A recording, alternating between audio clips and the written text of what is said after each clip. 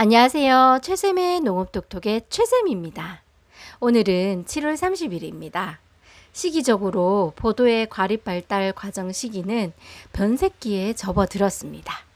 포도알이 이전까지는 플라스틱같이 딱딱한 느낌이었다면 이 시기쯤이면 알들이 말랑해지고 색도 황록색으로 차츰 변하게 됩니다. 저도 봉지를 열어서 포도알을 한번 만져보겠습니다.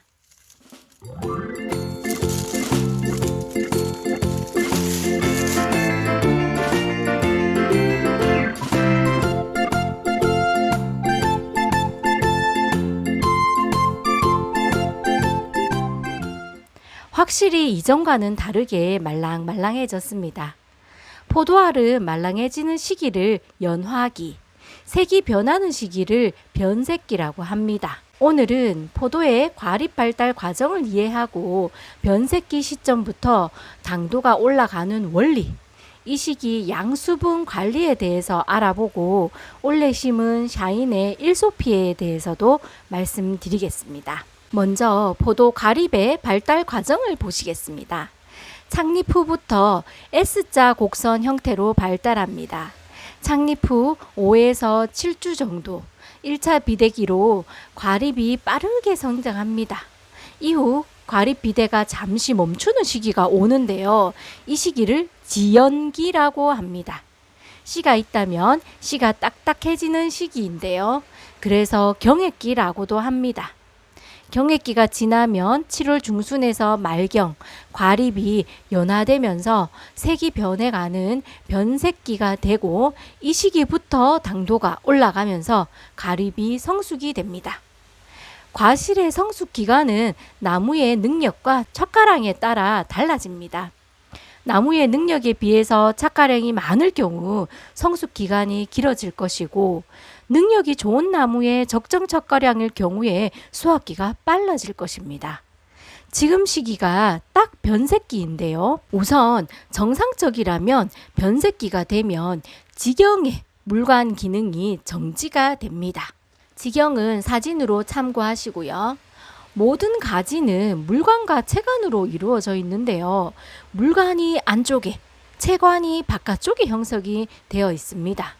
물관 비율이 크고 채관부의 비율이 적습니다. 물관을 통해서 뿌리로 흡수되는 대부분의 양수분이 들어갑니다. 채관은 잎에서 만든 탄수화물이 들어가는 통로입니다. 그런데 변색기, 요즘 시기가 되면 포도 과립 발달이 정상적이라면 이 지경의 물관의 기능이 정지가 됩니다. 다시 말해서 지경의 물관을 통해서 더 이상 양수분이 들어가지 않는다는 것입니다. 물관 기능이 정지되는 것을 편의상 물관 폐색이라고 하겠습니다. 물관 폐색이 되기 전까지, 그러니까 변색기 이전까지는 지경의 물관이 열려 있으니까 포도 과립으로 수분이 들어갔다 나갔다 하는 양이 많습니다. 그래서 나무가 수분 부족일 때 포도 과립에서 수분이 빠져나가서 축가 증상이 나타나는 것입니다. 정상적으로 물관 폐색이 잘 되었다면 변색기 이후 일소 피해는 있을지언정 축가 증상은 없겠습니다.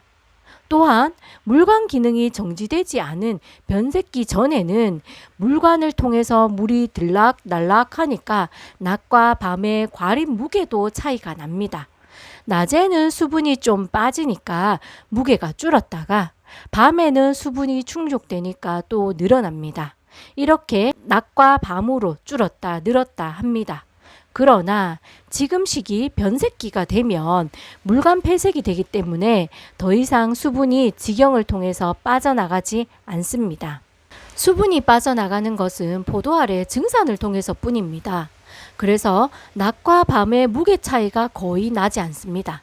이 시기 지경의 물관 폐색이 된다는 것은 아주 중요한 포인트이고 여러분들이 꼭 아셔야 하는 내용입니다. 지경의 물관 폐색을 이해하셔야 당도가 오르는 원리를 이해할 수 있습니다. 변색기부터 당도가 상승하기 시작하는데요. 지금쯤 여러분들은 당도를 어떻게 높일까? 무슨 비료를 할까? 고민이 많으실 것 같습니다. 그렇죠? 그러나 여러분들 포도에 최종 올라갈 수 있는 당도는 포도 가립에서는 이미 계산이 끝났습니다. 아무리 이후 여건이 좋아도 변색기에 포도 가립에서 계산한 당도 이상은 올라가지 않습니다. 이게 무슨 내용인지 가능한 쉽게 설명드리도록 하겠습니다. 과립의 발달 과정에서 창립 후 전반에는 타르타르산, 탄닌, 페놀, 머스켓향 등이 생깁니다. 이후 변색기 직전 말산이 대량으로 형성이 되는데요. 이 말산이 변색기부터 당과 수소 이온으로 분해가 됩니다.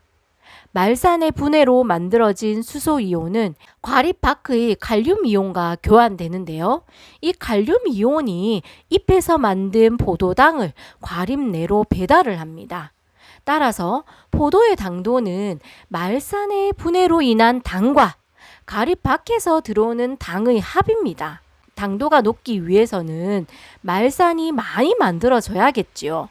말산이 많아야 말산이 분해되어서 만들어지는 당과 수소 이온이 많고, 수소 이온이 많아야지 교환될 가리 이온이 많아지고, 가리 이온과 함께 당이 같이 들어가게 되는 것입니다. 말산은 과립 밖의 당과 수분을 버올릴 수 있는 펌프입니다. 말산 양이 많으면 펌프의 힘이 좋아서 많이 퍼올릴 수 있기 때문에 2차 비대도 잘 되고 당 상승도 빠를 것이고, 말산 양이 적으면 펌프의 힘이 약해서 많이 퍼올릴 수 없기 때문에 2차 비대도 저조하고 당 상승도 느려서 수확기가 늦어지게 됩니다. 따라서 포도의 당도가 잘 올라가는 것은 변색기 직전 만들어낸 말산의 양이 결정인자가 되는 것입니다. 이처럼 과립 내의 능력은 변색기 직전 이미 결정이 되었고, 또한 과립의 당도가 올라가는 속도나 양은 기상 조건도 영향을 미칩니다. 포도의 당도는 말산의 분해로 만들어진 당과 가리온이 배달하는 바깥의 당이 합인데요. 비가 오고 흐린 날이 지속이 된다면 과립 내의 능력이 좋아도 바깥에서 퍼올릴 당이 원활히 만들어지지 않아서 당도 올라가는 속도가 느려집니다. 이 경우에는 펌프 능력은 좋은데 퍼올릴 자원이 부족해서 많이 퍼올리지 못하는 것입니다. 반대로 만들어진 말산의 양이 적어서 과립 내에 분해되는 당과 수소 이온이 적은 경우에 아무리 기상 조건이 좋아서 잎에서 탄수화물을 많이 만들어낸다 해도 말산의 분해로 만들어진 수소 이온이 적기 때문에 치환되는 가리가 적고 가리가 배달하는 당이 적기 때문에 당도가 덜 올라가는 것입니다. 쉽게 말해서 이 경우는 펌프 능력이 적기 때문에 바깥에 자원이 아무리 많아도 많이 못 퍼올린다는 것입니다. 기상 조건은 내가 어쩔 수 없는 하늘의 영역인 것이고, 내가 할 수 있는 것은 펌프 능력을 일단 좋게 만드는 것인데요. 당도를 올리는 펌프 능력은 말산이죠. 말산을 많이 만들어야 변색기부터 그 말산이 당과 수소로 분해되면서 분해된 당과 바깥에서 끌어오는 당의 합으로 당도가 빨리 상승할 수 있는데요. 말산을 어떻게 많이 만들 수 있을까라는 것이 문제입니다. 말산을 만드는 것은 탄수화물입니다. 탄수화물은 수차례 말씀드렸듯이 비료처럼 우리가 줄 수 있는 것이 아니라 잎에서 만든 광합성 동화 양분입니다. 가수는 전년도 저장 양분이 늘 영향을 미칩니다. 전년도 저장 양분이 많고 그 저장 양분을 신초 생장기 때 물을 아껴서 강수세로 키우지 말고 저장 양분을 아끼고 1차 과립 비대기 때도 과도하게 비대되지 않도록 비료량을 줄이고 적심을 통해서 잎을 키우는 데 소모되는 탄수화물 소비량을 줄여서 말산을 많이 만들 수 있도록 탄수화물을 많이 남겨놔야 됩니다. 만약 전년도에 착과량이 많아서 늦게 수확한 경우는 올해 신초 생장기 때 물관리로 강수세를 피하고 고품질 포도를 만들기 위해서는 착과량을 줄여야 합니다. 그래야 내년에도 선수환이 될 수 있습니다. 작년에 혹사시켰는데 올해 또 짐을 많이 실으면 악순환이 될 것입니다. 또한 변색기는 과립 내 높은 당의 농도로 삼투압에 의한 수분 흡수로 과립이 비대가 됩니다. 이 시기가 과립의 2차 비대기입니다. 이 시기 정상적이라면 양수분 흡수는 말씀드렸듯이 체관을 통해서 이루어집니다. 이 시기 정상적이라면 물관의 기능은 정지가 되어 있기 때문에 말산 분해가 지속될수록 말랑하던 과립이 밖에서 유입되는 양수분과 당으로 인해서 과립이 다시 단단해질 것입니다. 들어오는 양이 과립의 증산으로 인해 나가는 양보다 훨씬 많기 때문에 압력이 차고 포도알이 단단해지는 것입니다. 그런데 만약 물관 폐색이 잘 안 되었다면 어떻게 될까요? 과립이 단단해질까요? 물관이 뚫려 있으니까 과립 내 압이 차지가 않겠죠. 지경에 물관 폐색이 잘 안 된 경우 단단하고 아삭한 포도가 될 수가 없습니다. 이런 포도는 과피가 찢어지는 열과도 없습니다. 그래서 물포도보다 열과포도가 맛있고 당도가 높습니다. 여러분들 샤인머스켓이 어떤 집은 아삭한데 어떤 집은 물렁하고 껍질이 씹히죠. 정도의 차이가 다 있는데요. 샤인머스켓은 단단하고 아삭한 것이 정상입니다. 성숙기가 되어도 물관 기능이 살아있으면 물관으로 수분이 들락날락하기 때문에 단단한 포도가 될 수 없는 것입니다. 그러면 왜 물관 기능 정지가 잘 안 되는지를 알아야겠습니다. 창립 후에 1차 비대기가 시작되는데요. 이때 대부분 질소가리 비료와 수분을 엄청나게 공급합니다. 알을 키우기 위해서 지베렐린과 사이토키닌 호르몬도 사용을 하고 비료도 주고 하니까 포도가 과도한 수세로 고속 성장을 하게 됩니다.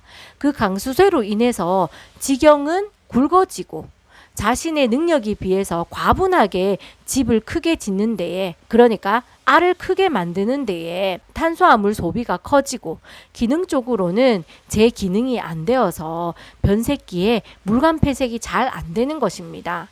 강수세로 인한 고속 성장과 탄수화물 부족이 원인으로 볼 수 있습니다. 변색기에 물관 기능이 어느 정도 정지되느냐에 따라서 품질이 달라집니다. 아삭한 거, 덜 아삭한 거, 무른 거, 아예 물포도가 되는 경우입니다. 그것이 이 물관 기능과 관련된 것입니다. 여러분들 1차 비대기에 지나치게 비료 사용 안 하셔도 됩니다. 사실상 대부분 물만 공급이 잘 되어도 과립 비대에 문제가 없습니다. 오히려 비료로 인해서 겪는 문제들이 더 많다고 생각합니다. 비료는 지금 사용하시는 것보다 줄이셔도 됩니다. 그런데 비료와 수분을 많이 주는데도 왜 알이 안 굵어지냐고 하시는 분들이 계신데요. 식물체를 만드는 주 재료가 탄수화물인데 근본적으로 탄수화물이 부족한 경우는 아무리 양수분을 공급해도 알 비대가 잘 안 됩니다. 탄수화물이 왜 부족한지는 전년도부터 개화 전까지 생육이 어땠는지 거슬러 올라가 보아야겠습니다. 다음은 변색기 양수분 관리에 대해서 말씀드리겠습니다. 변색기부터는 물관 기능이 정지되기 때문에 변색기 전보다 과립의 수분 요구량은 적습니다. 그러나 시기적으로 장마 후 고온기로 증발산 양이 많기 때문에 잎을 정상적으로 유지하기 위해서 적정 수분이 꾸준히 지속적으로 필요한 시기입니다. 이 시기 잎이 일소 피해를 받게 되면 올해 과실 품질에도 영향을 미치고 내년에도 영향을 줍니다. 뿌리의 100%가 다 수분 흡수를 할 수 있도록 뿌리가 있는 전층이 고르게 수분이 있도록 해주는 것이 좋습니다. 그래서 물 주는 요령은 한 번에 흠뻑 주고 일주일 쉬었다가 또 흠뻑 주고 이런 식의 방법이 아니라 토양 성질에 따라서 다르겠습니다만은 자주자주 짧게 주어서 위에서부터 아래까지 전층이 고르게 습이 유지될 수 있도록 하시면 좋겠습니다. 양분적으로는 가리가 절대적으로 중요한 역할을 하는 시기입니다. 앞서 설명드렸듯이 이 시기 당을 올리는 것은 과립 내 말산이 당과 수소이온으로 분해되고 그 수소이온이 가리이온과 교환되는데, 가리는 잎에서 만든 당을 과립 내로 운반하는 역할을 하기 때문에 당 상승에 가리의 역할이 중요한 시기입니다. 따라서 가리가 부족하게 되면 당 상승이 느려질 수 있습니다. 또한 마그네슘이 부족될 수 있어서 함께 공급이 되면 임 유지와 당 상승에 도움이 되겠습니다. 참고 바랍니다. 다음은 올해 심은 샤인머스켓의 일소피에입니다. 7월 중순경부터 문의가 들어오기 시작했는데요. 샤인은 양수분이 적절하게 충족이 되면 채적이 크게 잘 자랍니다. 채적이 크다는 것은 물관이 커진다는 것입니다. 물관이 크면 공기에 분리할 수 있습니다. 잎으로 물을 퍼올리는 물관인 빨대가 굵다라고 생각하시면 되는데요. 뿌리 능력이 좋고 지상부에서 요구량이 적을 때는 큰 빨대로 많은 양이 지상부로 공급이 되어서 초기에 빠르게 강수세로 자라지만 고온기에 뿌리 능력은 떨어지고 잎에서 수분 요구량이 많을 때는 물을 빨아 올리기가 힘들어서 잎이 잘 타게 됩니다. 사진에서 보시는 경우는 올해 심은 묘목인데 원래 사과밭이어서 토양 양분이 많은 밭인데다 수시로 영양제를 간주하고 물을 잘 주어서 크게 자랐습니다. 이렇게 양수분 공급을 많이 하고 키운 경우 지상부가 크게 자라는 반면에 지상부에 비해 상대적으로 지하부 뿌리량이 적고 잎에서 만든 탄수화물을 뿌리로 내려보내기보다 지상부가 자라는데 많이 쓰이기 때문에 뿌리의 양분 농도는 낮아서 삼투압에 의한 수분 흡수 능력이 떨어집니다. 포도나무는 척박한 토양에서는 잎에서 만든 탄수화물을 뿌리로 내려보내서 지하부가 상대적으로 발달을 하고, 양수분이 많은 토양에서는 잎에서 만든 탄수화물을 지상부가 자라는데 많이 쓰이기 때문에 지하부에 비해 상대적으로 지상부가 커집니다. 그래서 잘 자라다가 지상부 수분 요구량이 많아지는 고온기가 되면 일소피해가 나타나게 됩니다. 이런 경우 적심으로 위에 자라는 것을 일시정지하고 뿌리로 탄수화물이 이동될 수 있도록 해서 뿌리의 수분 흡수 능력을 회복하는 것이 필요하겠습니다. 이런 경우 또 비료로 해결하려고 하면 해결이 안 됩니다. 1년차 때 나무를 크게 키우는 것은 어릴 때 비만되게 키우는 것과 같이 좋지 않습니다. 양수분을 제한해서 충실한 나무를 키우시는 것이 좋겠고 2년차 관리도 중요합니다. 2년차 발화 후에 잎이 나기 시작하면 수분을 제한해서 저장 양분 소모도 줄이고 웃자라지 않게 키우는 것이 앞으로의 중요한 과제입니다. 참고 바랍니다. 오늘은 변색기 양수분 관리와 1년차 샤인의 일소피해에 대해서 말씀드렸습니다. 늘 부족하지만 조금이나마 도움이 되었으면 좋겠습니다. 오늘도 최쌤이었습니다.